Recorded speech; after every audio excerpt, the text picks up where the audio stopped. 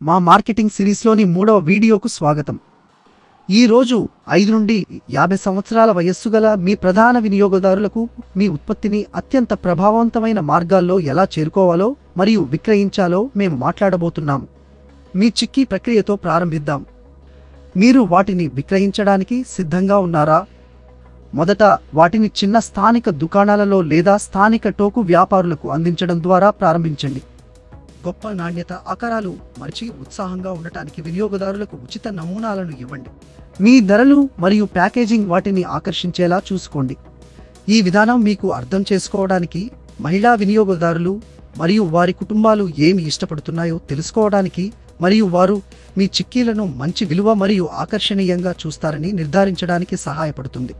ఇది మీకు క్రమబద్ధమైన కస్టమర్ బేస్ను నిర్మించడానికి, ఫీడ్బ్యాక్ ఆధారంగా మీ చిక్కీలను మెరుగుపరచడానికి మరియు మెరుగుదల కోసం మీ బలాలు మరియు ప్రాంతాలను కనుగొనడానికి కూడా అనుమతిస్తుంది. డెలివరీ చాలా ముఖ్యం, ముఖ్యంగా మీ చిక్కీలను తాజాగా ఉంచడానికి. ఇది వినియోగదారులకు ప్రధాన ఆందోళన.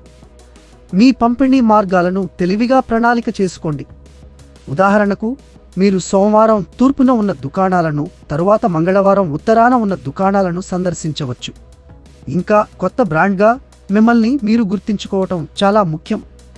మీరు సొంతంగా చిక్కీలను డెలివరీ చేస్తున్నట్లయితే మీ వాహనాన్ని మీ చిక్కీల లోగోతో బ్రాండ్ చేయడాన్ని పరిగణించండి. గృహాల్లోని మహిళలు మరియు వారి జీవిత భాగస్వాముల దృష్టిని ఆకర్షించడానికి ఇది ఒక అద్భుతమైన మార్గం. అంతేకాకుండా మీరు కేవలం వినియోగదారుల కోసం వేచి ఉండలేరు. మీరు మీ చిక్కీలను చురుకుగా ప్రోత్సహించాలి.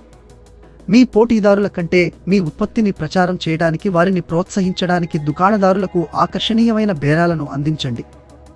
మీ ఉత్పత్తిని ప్రజలు నిజంగా ఇష్టపడుతున్నారని మీరు గమనించినప్పుడు పెద్దదిగా ఆలోచించాల్సిన సమయం ఇది.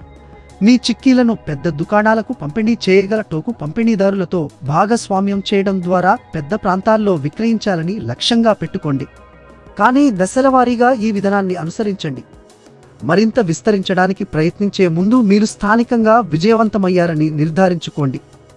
గుర్తుంచుకోండి, టోకు వ్యాపారులు మరియు పంపిణీదారులు పెద్ద వాల్యూమ్లను నిర్వహిస్తారు మరియు మీ ఉత్పత్తి మరియు ప్రక్రియలు స్థిరంగా ఉన్నప్పుడు మాత్రమే మీరు ఈ వాల్యూమ్లను సరఫరా చేయవచ్చు. కాబట్టి ప్రాంతీయ టోకు వ్యాపారులు మరియు పంపిణీదారులను చేరుకునే ముందు స్థానికంగా మిమ్మల్ని మీరు స్థాపించుకోవడానికి మీ సమయాన్ని వెచ్చించండి. ఇన్స్టాగ్రామ్, ఫేస్బుక్ మరియు యూట్యూబ్ వంటి సోషల్ మీడియా ప్లాట్ఫామ్లలో మీ చిక్కీలను ప్రదర్శించడం మర్చిపోవద్దు. రెగ్యులర్ పోస్టులు, సరదా పోల్స్ మరియు పోటీల ద్వారా మీ ప్రేక్షకులతో నిమగ్నమై ఉండండి. ఎక్కువ మందిని త్వరగా చేరుకోవడానికి మీరు గూగుల్ ప్రకటనలు లేదా సోషల్ మీడియా ప్రకటనలను ఉపయోగించడాన్ని కూడా పరిగణించాలనుకోవచ్చు.